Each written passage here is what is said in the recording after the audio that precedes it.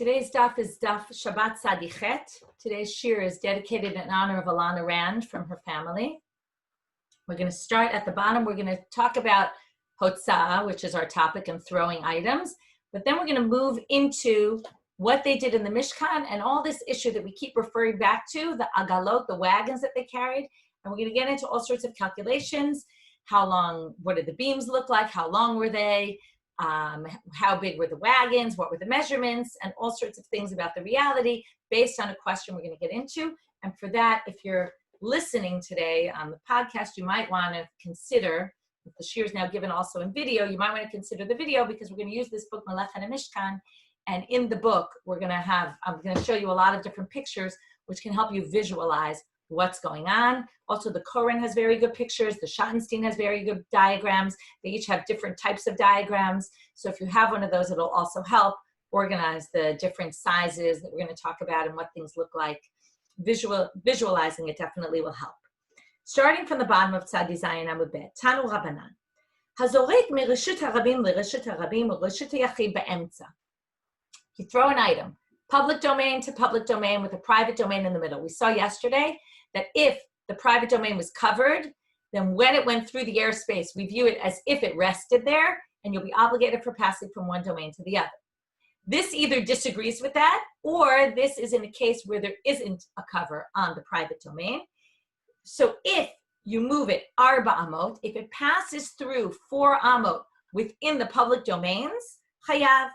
Pachot me arba amot patur. But if it's less than 4 amot, then you're going to be exempt because why? They don't view it passing through the private domain since it just passed through the airspace and it didn't rest there. They don't view that as passing an item from one domain to the other. So the Gemara says, "My kamash v'lan." What are you trying to teach us here? Because we know that if an item goes 4 amot and reshut harabim, you're going to be obligated. So what are you teaching us? Ha kamash v'lan. So they're teaching you 2 things. One is rishuyot mitzdarfot. They want you to know that if I start in one public domain and I go to the other, and let's say it only went 2 amot in one, went through a private, and then went to the public domain and went 2 amot there, 2 cubits, you might have thought those 2 cubits are considered separate because they're in 2 different public domains, and that's not considered passing an item 4 amot in reshut harabim, in the public domain. In fact, it is rishuyot mitzdarfot, even though they're separated by a private domain. We still view these as one continuum, and therefore, if it's all together 4 amot, it doesn't matter if one was in one reshut and somewhere in another reshut, they can be viewed as one, and you're obligated. The second thing it teaches you is, we don't say just because it passed through the airspace of the private domain, it's as if it landed there. We don't say that. And as I said, you could maybe interpret it in 2 different ways. Either they think that's if it's not covered, or maybe they disagree with what we said before, that if it's covered, it would be, maybe they think it's not. Amar Rav Shmuel bar Yehuda, Amar Rav Abba, Amar Rav Huna, Amar Rav. Okay, passed down 4 generations. Now we're going to have this big statement, which causes us a whole big to-do, where we're going to bring in, as I told you, all the issues about the wagons carrying the beams in the Mishkan. Hama'avir arba amot b'reshut harabim mekora patur. We talked about a reshut yachid that had a cover, and that had a different status. Now they're going to say, let's say you're in a public space, and there's a covering over the public space. If you carry something 4 amot in a covered space in a public domain, you're exempt. Again, what does exempt mean? Exempt means it's not forbidden by Torah law, but it is forbidden by rabbinic law. So why are you exempt here? And this is going to cause us a lot of issues. Because think about the desert. They didn't have a cover. Maybe you could say the Anan covered them, but that wasn't a real cover. They didn't have a cover over them. So if they didn't have a cover, right? We always base our reshut harabim on what happened in the desert. So we say, it's not like it was in the desert. And therefore, you're not obligated. So the Gemara says, Ini, is that really true? Vaha agalot, dimikorot havyan. The wagons themselves, now they weren't covered wagons, but the wagon itself covers what's underneath the wagon. Okay? So hold off, we'll explain it a little better in a minute. Va'amar Rav mishum Rabbi Chia agalot, tachtehen ubenehen betzidehem reshut harabim. Rav himself says in the name of Rabbi Chia, and remember, Rav is the one who they said this first statement in his name, he says that the agalot underneath the wagon, on the sides of the wagon, and in between wagons is all considered public domain. I'm going to explain what all these parts of the wagon are in a second. But if that's the case, okay, let's actually explain the details. Wagons themselves were made of a wooden, let's call it right now a wooden board, although we'll see maybe later it wasn't exactly. But let's say it was made of a wooden board. The wooden board was 5 by 2, length 5 amot by 2.5 amot. Okay, we're going to see all this inside. 5 amot by 2.5. I want you to envision the whole thing first so it makes it a little easier. On either side, it had wheels jutting out because in those days, right, they had like a wooden piece and the wheels came out from the sides. The wheels each jutted out on either side, 1.25 on each side, so another 2.5 amot. So you have 5 long, 2.5 wide. Next to the width of it, you had the wheels coming out, another 2.5. So each one took up a space of 5 amot altogether by 5 amot, right? 5 amot length, 5 amot width, including the wheels. So tachtehen means under the wooden board. Beinehem, we'll get to beinehem in a minute. Sidehem means the sides where the wheels are. Okay, meaning not where the wheel is, underneath there is not Reshut Rabim, the wheel's on the ground, but all the other dead space in between is considered Reshut Rabim. And Beinehem, what's Beinehem?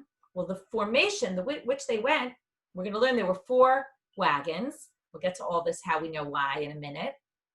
4 wagons. They went 2 and 2. Remember we talked about that if you pass from Reshut Yachid to Reshut Yachid with the Reshut Rabim in the middle, if it's across the street, right, that's the other row. They didn't pass from one row to the other, but they did pass within rows where they were both on the same side, so to speak, of Reshut Rabim. So each one took up 5 amot, and in the middle there was 5 amot of space. Now, why is this? So if it was 5 amot long, and the boards, if you remember, the krashim that they carry were 10 amot long, they didn't put them along the long way. Okay, they didn't put the 10 amot on the 5 amot. They put them across the width of the wagon. So again, let's go to our numbers. It was 10 amot across. So you have 2.5 of the wagon itself that it sat on the wooden board, 2.5 between the 2 sides, that's 5. Then 2.5 that way, 2.5 that way. So if each wagon juts out 2.5 to the side, in between each one is going to be 5 amot. Okay, that's the basic simple math of how this appeared. So the issue becomes that according to Rav, underneath the wagon, which number 1 is under a board, okay, well, that creates a roof in and of itself. The Reshut Rabim that's underneath the wagon now has a roof above. Number 1, it has a roof from the wagon itself, which actually I shouldn't say number 1, but it's what number 1 came into my mind. It's not number 1 what the Gemara is concerned with. The next issue is if we have these rows, okay, now let's get to the numbers. How many krashim were there in the Mishkan? There were 48. How 48? Okay, so now we're going to see, I'll start showing you pictures. The Mishkan looked like this. Okay, this is the Mishkan. This is the eastern side, is the open side. There were no beams on the eastern side where you'd enter the Mishkan. There were 10 on the south and 10 on the north. Okay, that's these 2 sides. And in the back on the western wall, there were another 6 plus 2. Why do I say 6 plus 2? Because that's the way the Torah says it. There are 6 on the western side and then 2 in the corners. They basically call them corners because theoretically you could call them part of the south or north or part of the west. So they're called 2 on the corners. So again, we have 10 on either side, that's 20. And then 6 plus 2, we get to 48, 48. There were 48 boards. 48 boards, they divided into 4 wagons, 12 each. We're going to see today 2 options. Either if they had 12 on a wagon, either they did 4 rows, 3 in a row, or 3 rows, 4 going up in each row. Okay, and as they piled, the Koran has a nice picture if you have it, but they piled 4, right? 4 of these krashim, 1 on top of the other, or maybe 3 in 4 rows. So that's how we get to our numbers. So let's read inside now. What they want to know is, how could it be then if, now remember, all the space of Beinehem and Sidehem, right, between the wagons and underneath the wagons, all of that is either covered by the wooden board of the wagon itself or by the beams, because the beams, if you have 3 rows of these beams, and we're going to do all the math in a minute, how wide were they? Did they put them widthwise or on the thick side, on the we'll talk about it in a minute, how did they pile them up? Because the beams, I'll show you in a minute, picture of an individual one. They were 1.5, okay, they were 10 amot high. The height was 10 amot. The length of each one was, or the width was 1.5. The thickness was 1 amma. So you have 2 ways you could pile these up. You could either pile them up on the narrow amma side of them, or you could pile them up, put them down flat on the 1.5 part, okay, and have them 1.5. Either way, they're going to take up the majority of the space, and that's exactly going to be the question. How much of that space do they take up? And therefore, there's not going to be space underneath to be called Reshut HaRabim that's uncovered, which basically goes back to our original question. How can you say that a Reshut HaRabim that's covered is not considered Reshut HaRabim, you're exempt, when in the desert, when they had these wagons, Rav said about it that underneath them is considered public domain. How could that be if it's covered? They're basically going to say, look, it's covered. So they have to explain that it wasn't, that there was space. Okay, that's going to be the answer. Kika amarav bidrata. What the empty spaces, and underneath the empty spaces, that's considered Reshut HaRabim. Even with all these beams going across and all the wagons and everything, there must have been empty spaces. So now we're going to have to see how were there empty spaces. Michti orka da agala kamahafya. So now we're going to get into the math. I gave you all of this to begin with just so you would have it in your head and it would be easier, but we're going to read it again inside. The length of each wagon was 5 amot. So now remember, we have the 5 amot space of the wagon and we put the beams crosswise, the other direction, going across. So now you have 3 rows of, let's assume we're going to start with, each row is 1.5 space. So putya de keresh kamahavya. What is the width of each keresh, of each of the beams? Amata upalga, 1.5. Kama motiv, how many rows were there? Tlata, 3 rows, right? As I said, 4 in each row, you get to 12. Remember, 12 times 4 wagons is 48. Pasha luhu palga da amta. So if you have 3 rows of 1.5, how much does that add up to? 3 times 1.5 is 4.5. So you have 4.5 amot it takes up of the 5 amot. If you lie them across, you're going to take up 4.5 amot of space. How much are you left with? Half an amma, right? Pasha luhu palga da amta. You're left with half an amma. How do we split up that half an amma? How much space is there? Well, if there's 3 rows and you have half an amma extra, you're going to split it up. It's going to be in between the 3 rows, meaning 2 spaces of 1/4 of an amma. How much is 1/4 of an amma? An amma is 6 tfachim. Okay, 1/4 of that is 1.5 tfachim. So there's 1.5 tfachim of space. Now, is that enough space to say underneath that space is Reshut HaRabim? Absolutely not. Because kishadele mar bene bene, if you split up that half amma in between the 3 rows, which is basically right, in between 3, you're going to end up with 2 spaces. You're going to split it up. You're going to kill levud dami. You're going to say that's only 1 tefach and a half. We have a law called levud. We talked about it yesterday. What's levud? It's when there's a space that's less than 3 tefachim. We view it as if it's not a space at all. So therefore, you can't say it's the space under that 1/4 tefach here, 1/4 amma here, 1/4 amma there, because levud would basically make it as if there's no space at all. So that can't be. So that doesn't make any sense. So now the Gemara says, wait a minute. Let's come up with a better explanation. As I said, there's the width of each keresh, each beam, which takes up 1.5 space. But maybe they didn't put them on the width side down. Maybe they stood them up on the sides and the thickness side, right? The thickness of it, which we said was only 1 amma, takes up the space. And then we're going to end up with more space.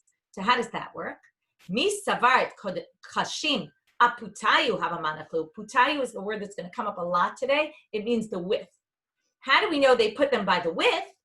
Achudan manachlu. Maybe they put them on their tip, right? Which means on the thinner side, which then is an amma each one. But now, what's the problem? If you pile them up and it's only 1 amma of space, this is an architectural problem, you're going to end up, right? Amy, you're with us today. I don't know. I didn't see if Shari's here, but all my architect friends. So you end up with, you pile them up they're going to fall down. It's not strong enough to support it. So therefore, what are we going to do? It must be that instead of 3 rows with 4 krashim in a row, you're going to end up with 4 rows of 3. So still, maybe that'll be better. So what does the Gemara say? Well, self, you're going to have a problem even that way. Sumcha de keresh kama have amta. So again, what's the thickness? 1 amma. Kama have a motif. How much can you put there? Arba'ah, 4 rows of 3. Pashala amta. So now, how much are you left with? You have 4 rows. Each one takes up a space of an amma. Now we're better because we have a whole amma's worth, which is 6 tvachim. That's a lot.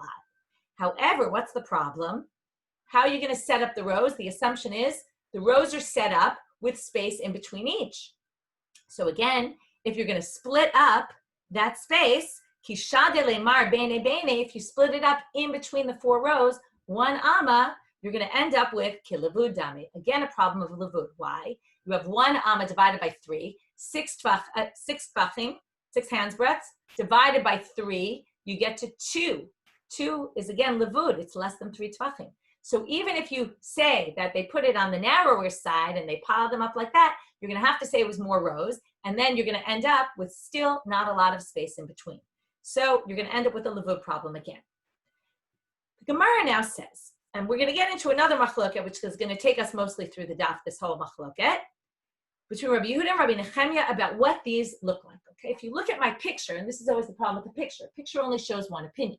The pictures here show that they were fully rectangular from top to bottom. The thickness was also rectangular. I thought it was 10 by 1.5, and the thickness was 1 all throughout. But there's actually a machloket about this. So hani chalaman damar kashin milamata of yanama. If you say this other opinion, which we're going to get to right now, which is not the opinion we hold by, which is why the pictures don't look this way, but there is an opinion that says that the krashim milamatan of yanama, they were thick, an amma thickness at the bottom, a cubit, but milamalan kalin v'holchin ad ke'etzba.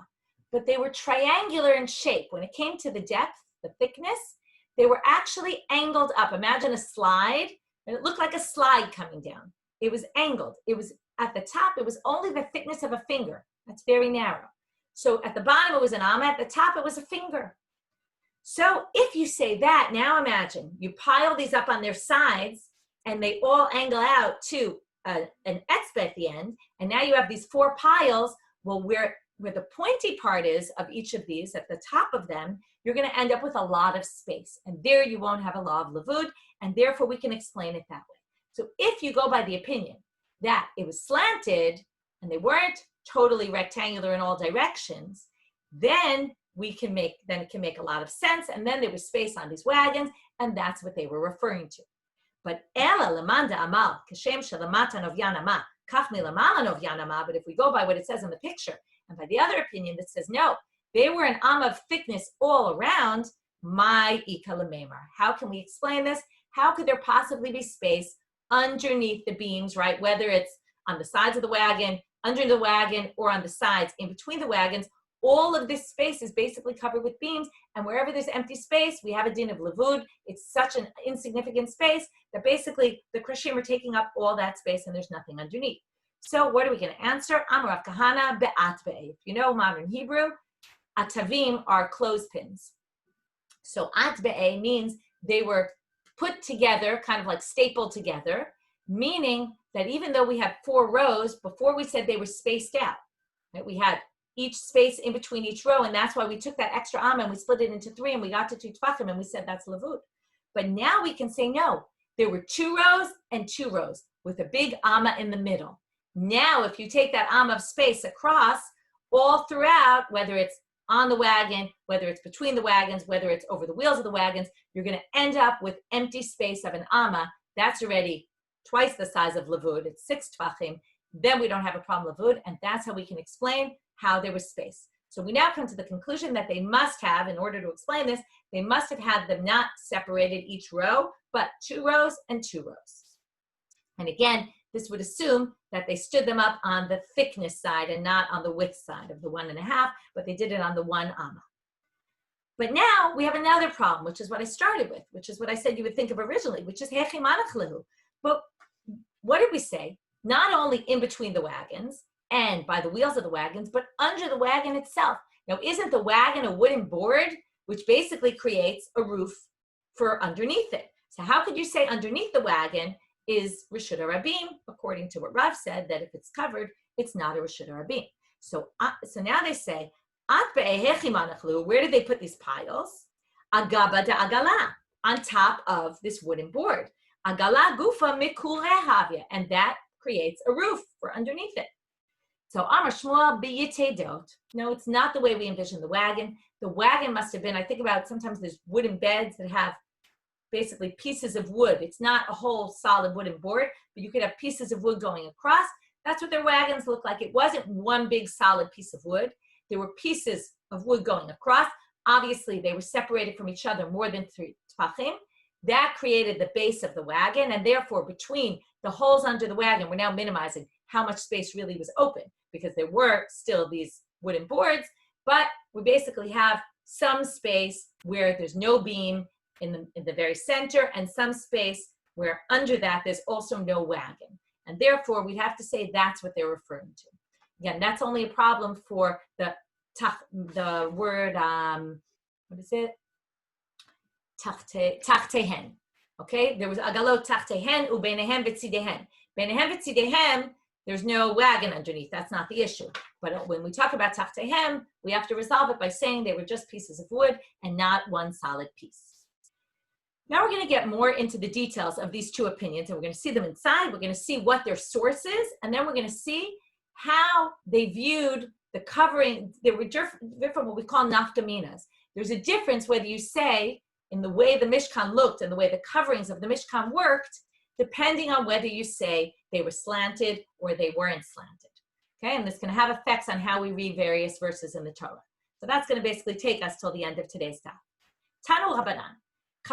And by the way, we're going to continue a little more with the Mishkan tomorrow. That's the opinion that we said, the unique opinion, that they were actually slanted. Shenema, how do we know this? Because it says about the krashim, I'll read the whole pasuk, it's from Shmot Kafav Kafdalid, Vayihiyu to'amim milamata, v'yachdav yihiyu tamim. We're going to darshan yachdav and we're going to darshan yutamim. What does tamim mean? Tamim has different definitions, actually. So what do they say? When Joshua was crossing the Jordan River and the water split, kind of like the Yam Suf, when they go into the land of Israel, it says there the words Yam v'hayordim al Yam ha'arava Yam ha'melach, and the waters that were going down through the Jordan to the Arava and Yam ha'melach, tamu nichratu. They stopped and were cut off. Now, if you use the word tamu to say it was cut off, then you can explain, they were cut off, meaning they weren't whole all around, they were slanted. Divrei Rabbi Yehuda, that's Rabbi Yehuda's opinion. Rabbi Nechemia Omer, Kishem shelamatan of yanama, kach milamalan of yanama. Says, no, they were an amma thickness from top to bottom. Shene'emal yachdav. Now, how does he understand yachdav? It's interesting to look at Rashi. I thought this in our modern eye, we don't really view it this. Kulan shavot. To be yachdav, what does it mean they were together? They were all the same. Okay, right, it's funny. We always talk about people being together and everybody's different and yet we can all be together. He reads the verse as no. If they were all together, that means they were all the same. If you look at these pictures, by the way, it just gives you a visual of how organized it was and how, you have these perfect lines and everything fits in and everything's very square. The Mishkan was very square. I mean, it was rectangular, but I mean square in the sense of, everything was very organized, so it makes a lot more sense to say that everything was equal. It was these straight lines and everything worked. And we're going to see that maybe there's a bit of a problem. If you say they were all slanted, maybe things didn't work out 100%, and we'll get to that. So he says everything was perfectly square because it says yachdav, everything was together. Together means the same. They all fit in. Everything worked perfectly. That's yachdav. V'haktiv tamim. So what does he do with the tamim pasuk, which sounds like tamu nichratu, cut off? Hahu, he understands tamim in a different way. We celebrated Shavuot. What do we say about Shavuot? Sheva, the Sfirat Omer we count. Sheva Shabbatot Tmimot, 7 whole weeks. This is the reason why some people say you can't daven early at all on Shavuot because you have to have 7 full weeks leading up.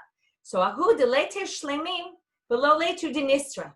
Tamim means whole. It means you had to take pieces of wood that were whole and not 2 pieces of wood that you stuck together. This sounds very much like what? The menorah was done miksha achat.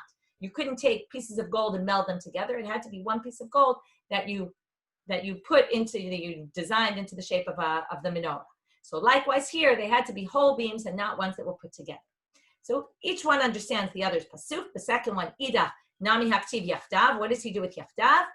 Hahu delo lishlachufinu mehadade.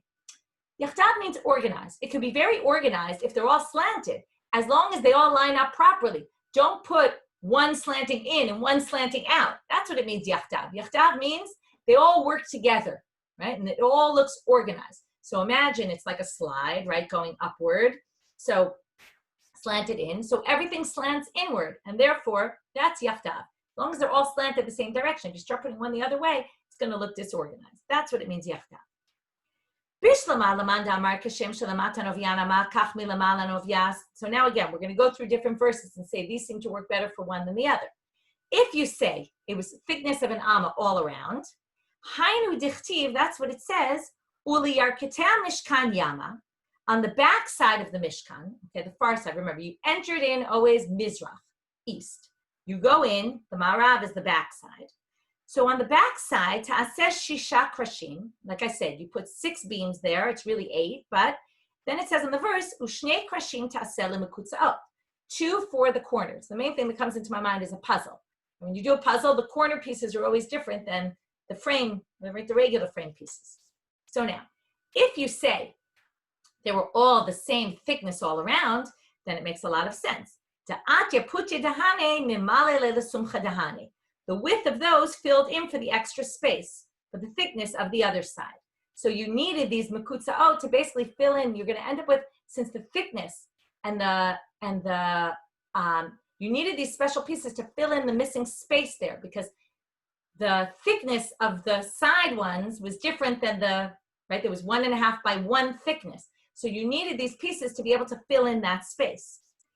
Ella, however, lemanda amar milamatan of yanama, milamalan kalim v'olchim al ke'etzba, hai ayo v'hai nafik. You're going to have a problem. If they all slant in, what are you going to do with the corner pieces?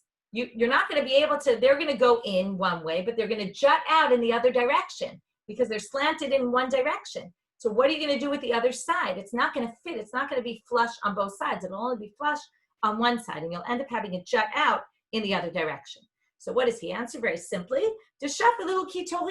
no, these corner pieces were unique. They were slanted on both. It was like a real corner piece. Slanted here, slanted there, like a mountain. Okay, that's kind of, I don't know exactly like a mountain, but I guess it's cut on both sides kind of thing, right? And it gets to a point at the top. So here also, it's not exactly the same visual as a mountain, which is cut on both sides, one on the opposite. Here was the 2 sides of the corner piece. It jutted out in a triangular way in both ways. So the unique pieces, that's exactly why they needed unique pieces, to be able to be angled in both ways, so it didn't jut out and it all fit in perfectly. Next issue between them.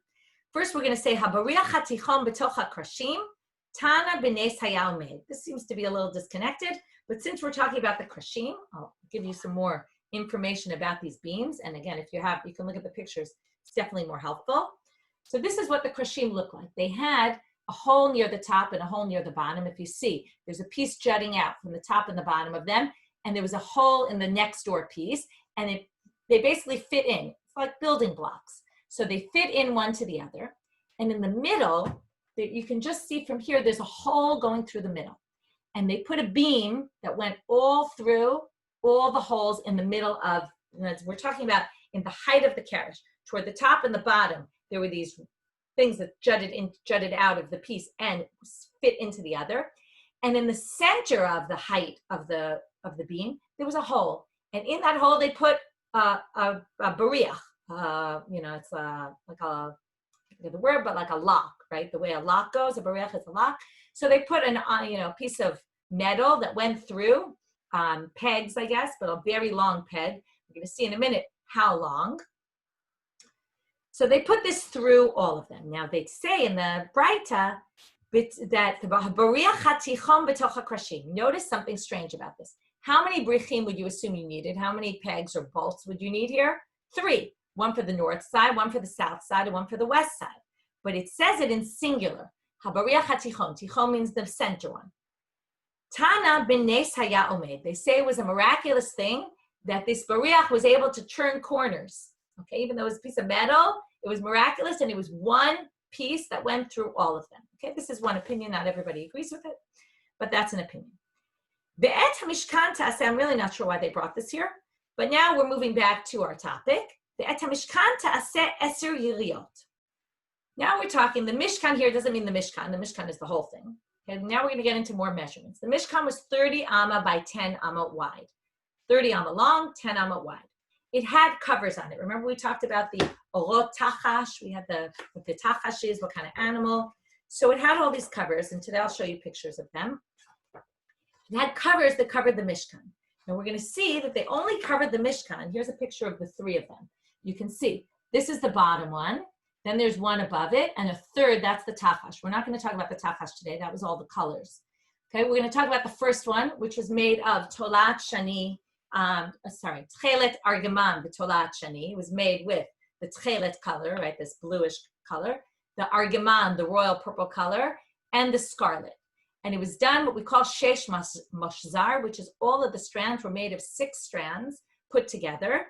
And that created this very beautiful curtain that we can see here in the picture. There were 10 of them, 10 strips. We're going to get into the dimensions of them in a minute. There were 10 strips that were sewn together, 5 and 5, and then they were put together in the middle with these loops. We're going to get to the loops at the beginning of tomorrow's daf. So the Gemara says, oh, I know why we brought this Breita. Now I realize. This Breita was the lead-in. We're continuing in the Breita. This Breita about the Bariach was the lead-in to our topic. That's why it's here. Okay, we're just continuing. It says Tana b'nes hayal made, and then it continues to discuss the cover. So there were 10 strips of, they would sew these 10 strips, and then they sewed them each to each other. The length of each of these was 28 amot long. And we're going to see each one was 4 amot wide. So the whole thing ended up, because it was 10 of these together, 28 by 40. Because everyone was 4 amot times 10. So it was 28 by 40. But now we're focusing on the 28. Shade or kayu leputya de mishkan. So now the length of this, the 28 amot, went over the width of the mishkan. The mishkan is 10 amot. Okay, again, if you look at the picture, it makes a lot of sense. You draped it over the mishkan.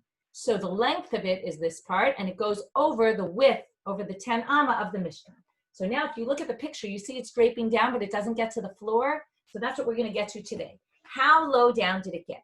And the last thing I want to tell you before we move on is that the beams were 10 amot tall, we said, but they fit into these sockets called adnehen. There's actually a picture of it in the Gemara itself, which is, it fit in, there was a socket, and that's going to be the very last line today, which we'll get to actually in tomorrow's daf, which is there were parts that jut out, just like there were the parts jutting out before, they helped them fit into each other, like Lego pieces. So there were pieces jutting out from the bottom of each beam, and that fit into these holes in the sockets. And then they fit perfectly in, and the sockets were 1 amma. So altogether, the height of these ended up being 11 amot.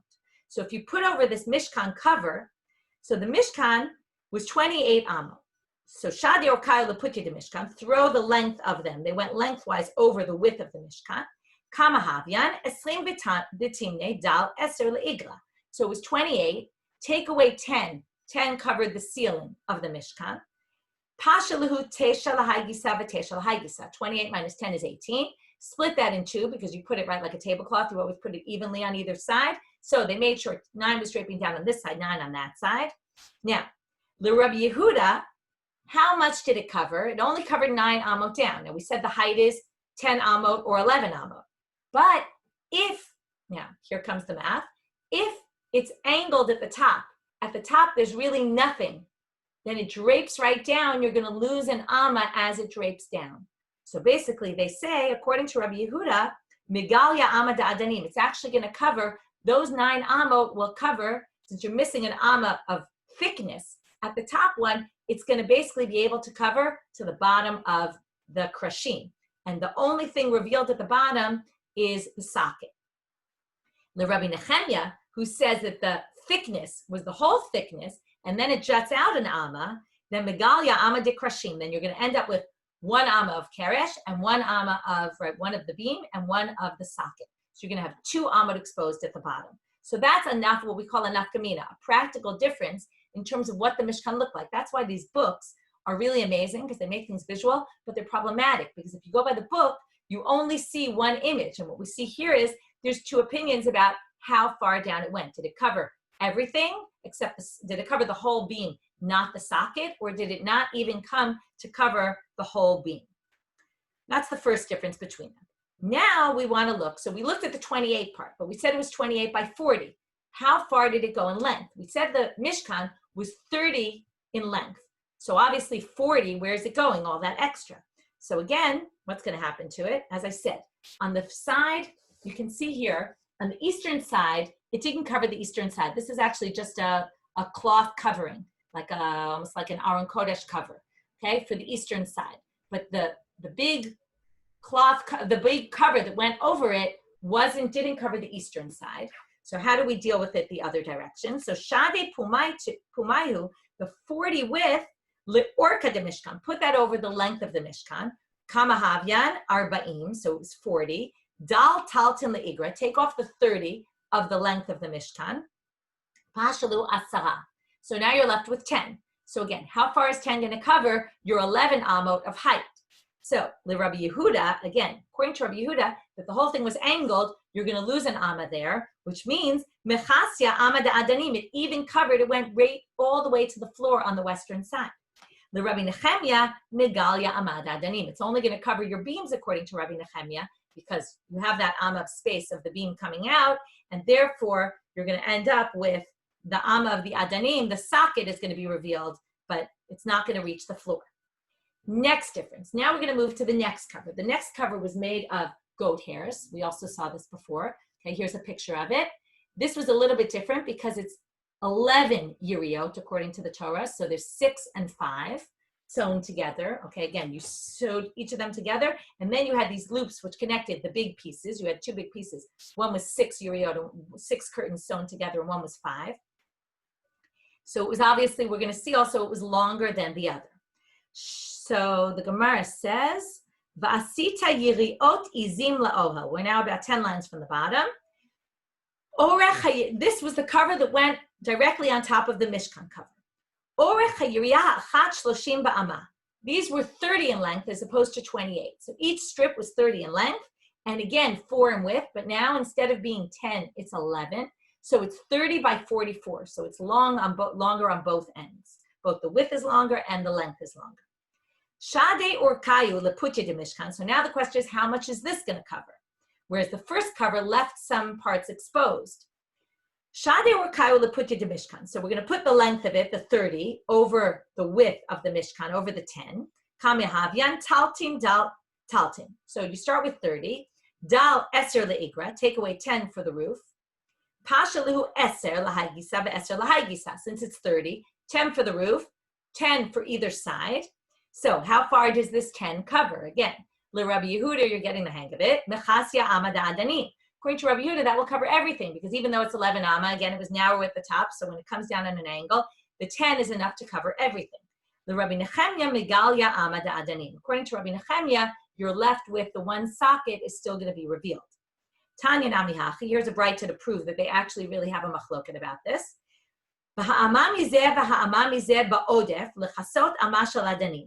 This is talking about this curtain. This curtain had an amma on either side extra, and it says, right, lechasot amma shel adanim, divrei Rabbi Yehuda. According to Rabbi Yehuda, what was the extra amma on either side for? To cover the socket.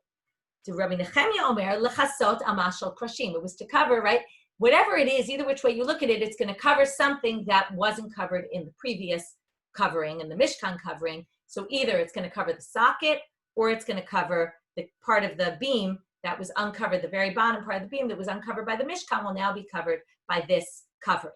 So again, what's this brighta proving? It's just showing that Rabbi Yehuda and Rabbi Nechemia disagree not only about was it angled, but also about how far to the floor, how much was covered by the coverings. Now we still have to talk about the 44 part, the length of this one. Shade putayu, the width. So shade putayu leorka de mishkan. Put the width of it now, which was 44, over the length of the mishkan. Kamahavya is arba'im va'arba. So now we have 11 times 4, 11 panels of cloth by 4, each is 4 amma, we have 44. Dal talton le'igra, so now we get rid of 30 for the roof. How much are we left with? I love that the Gemara always tells you in case you can't do simple math. Pasha lehu arba asre, you're left with 14. You'd think if you could do Gemara learning, you pretty much could do basic math like this, but they tell you anyway. So now we're stuck with 14. That's a lot, right? If the height's 10 or 11, we're still stuck with extra. What do we do with all that extra? Well, tarte lekafla says that there was this extra, which we're going to talk about right now, daftif. V'kafalta, you fold, or not exactly fold in this case, doesn't really mean fold, but v'kafalta et hayiriyah shishit. Remember I said there were 5 panels and 6 panels, because 11 doesn't split into 5 and 5, there were 5 and 6. So you take the one that has 6, and what do you do with the extra? You put some of the extra el mul penei ha'ohel. So now what does this mean? Here's a picture. It's a little hard to see from your angle here, but this juts out. You see on the eastern side where there's no covering, the covering of the izim, of the goat hairs, juts out further over the entranceway on the eastern side. So it jutted out, but kafalta, kefel usually means 2. It went out 2 hands breadths into, 2 amot into that side. Okay, so it went extra. Remember, we're stuck with 12 extra amot. What are we going to do with them? So 2 go that way. We have 14. Now we're down to 12. So out of the 14, 2 of them go over the side there. Pashalu tartesle. So now we're left with 12. Bishlama le Rabbi Yehuda. According to Rabbi Yehuda, it makes perfect sense. Why? Well, remember, according to Rabbi Yehuda, how much is going to go now on the western side? Remember, we went over the length, and now we're coming down over the western side. So now, the western side, according to Rabbi Yehuda, to get to the floor, you're going to need 10 amot, which means you're going to have an extra 2. Well, we have a perfect solution for the extra 2. What's that? It says, Bishlama le Rabbi Yehuda, hainu dichtiv, chatzi hayiriyah ha'odefet. What's half a yiriyah? Half a panel is 2 amot. Half of the extra panel, ha'odefet, that was extra, tisrach. What does it mean, tisrach? It's going to drag on the floor. So you basically have these 2 amot, which makes perfect sense according to Rabbi Yehuda, half a yiriyah is dragging. Ela Rabbi Nechemia, my tisrach. Tisrach doesn't make any sense because according to Rabbi Nechemia, you have 11 to get to the floor and only 1 more that's going to drag on the floor. So how does he explain tisrach? Tisrach mechavroteha. Well, it's still going to be 2 amot longer than the Mishkan cover. Remember, the Mishkan cover on the western side came down to the floor. So according to Rabbi Yehuda, came down to the floor. According to Rabbi Nechemia, it covered the beams. It didn't cover the socket. So basically, this one's going to drag on the floor 1 amma, but it's going to come out 2 amot longer than the Mishkan covering, than the covering of its friend, basically. That means the one right next to it. So either which way we can explain the pasuk according to each, you're going to end up with it dragging on the floor 1 amma according to Rabbi Nechemia and 2 amot according to Rabbi Yehuda. And now, just a kind of nice way to end, because you wonder, why is this so important? Right? Obviously, the covering to the Mishkan was very significant, how they covered it. And, like we said, there was this kind of covered entranceway. As I see Caroline wrote in the chat, it looks like this covered entranceway, almost like making it more grand, maybe. This was all part of the look of the Mishkan. We're going to get to this later in other Masechtot, how the way things looked in the Mishkan and in the Beit HaMikdash was very important, that things look beautiful, glorious. And here we end with this nice image. Tana Deber Rabbi Yishmael, Liman Mishkan Domeh. What is this like? Li'isha shemahalechet bashuk v'shipuleha ma'alchin achareha. It's like a woman who walks in the shuk and her dress is dragging behind her. Think about a kala at her wedding with the train hanging behind her, and it's this very grand look. It's interesting, they talk about women going to the shuk dressed like that. Maybe maxi skirts were in those days. But that's the idea of the Mishkan having this very beautiful look and extra coming out. It doesn't look stingy, that things are sticking out underneath, and it's got this one cover underneath and then another cover above, and it drags out on the floor, and it has this very grand look, which makes sense that when we're talking about worshiping God, that we want to have a very grand look. Obviously, we'll get to this later about finding a balance between grand look versus what we're spending all this money on all these things and material, and that's the opposite issue. But you might think in a Mishkan, we should keep things pretty simple and not so fancy. And there's always this balance between, on the one hand, HaTorah chasa al mamonan shel Yisrael. The Torah has, they don't want the people to have to shell out all this money for all sorts of things. And on the other hand, wanting the Mishkan and the mikdash to be a sanctified place, that it's glorious looking in its beauty. Okay, with that, we'll end for today. Pick up with this tomorrow, finish a little bit more of this, and then move on to a new topic. Thank you.